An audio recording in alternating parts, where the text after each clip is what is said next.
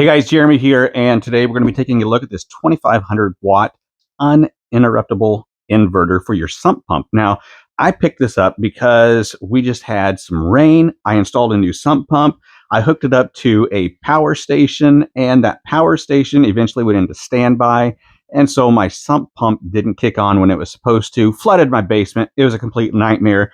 And so I went ahead and ordered one of the 2500 watt uninterrupted sine wave inverters. Now, I've got an inverter right here, and it's a 2000 watt inverter, and so it would be plenty in order for me to run my sump pump. The difference between this inverter and this inverter is that this inverter right here is going to take your DC power or your battery power and convert it into AC. So you're going to be able to run your outlets with this. Now, this one here can be ran either way.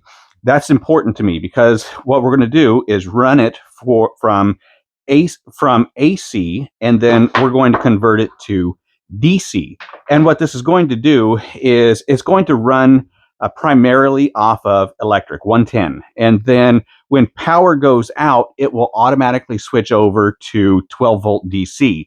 And so my sump pump is always going to be able to run whether we have electricity or not, and as long as my battery is charged. Now, when the battery is hooked up to this, it is constantly charging the battery so that I will have a full battery when power does go out, and then it's going to be able to run for a good number of hours until electricity comes back on.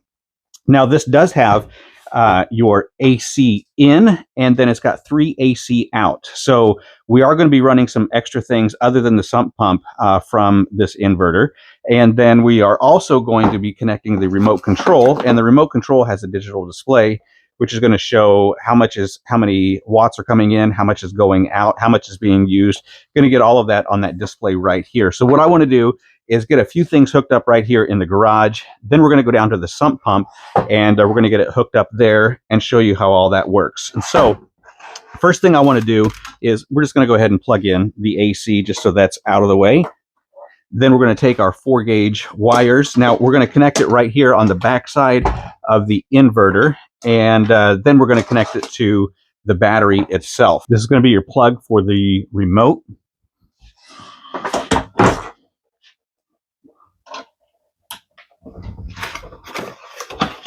And then we have the remote. So I've already got my battery downstairs. So we're going to go downstairs and finish hooking this up. All I'm going to do is plug this into my 110 outlet. I'm going to connect this to my LiFePO 4 battery, and we should be good to go.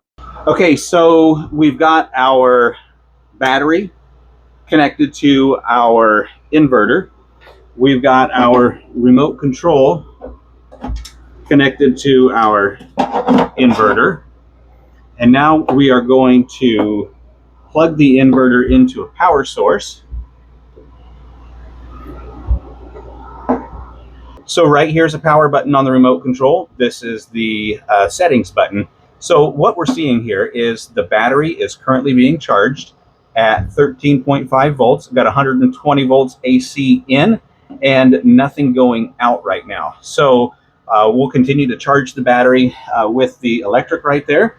So we should be good. Now let's check and see what these settings are all about. So when you press the settings button is just the backlight, okay? So you can have the backlight on or you can have it off. And so it looks like everything is running as it should. We do have a power light and a green light on, so we're good to go there. Okay, so I have my sump pump plugged in right here. And we've got our charge on, power on, and you can see the battery is currently charging. Now all we need to do is demonstrate a power failure, and if we had a power failure, we would not have any electricity.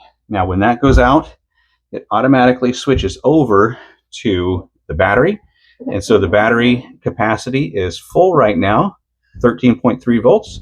Now all we need to do is see if my sump pump is going to work.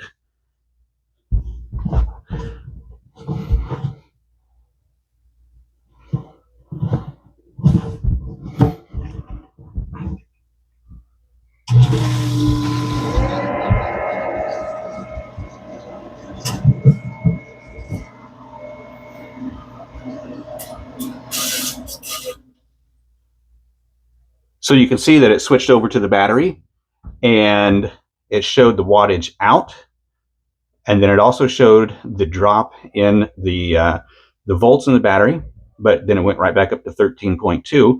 And then what would happen is when power would come back on, it would recharge that battery back up to full. Just like that.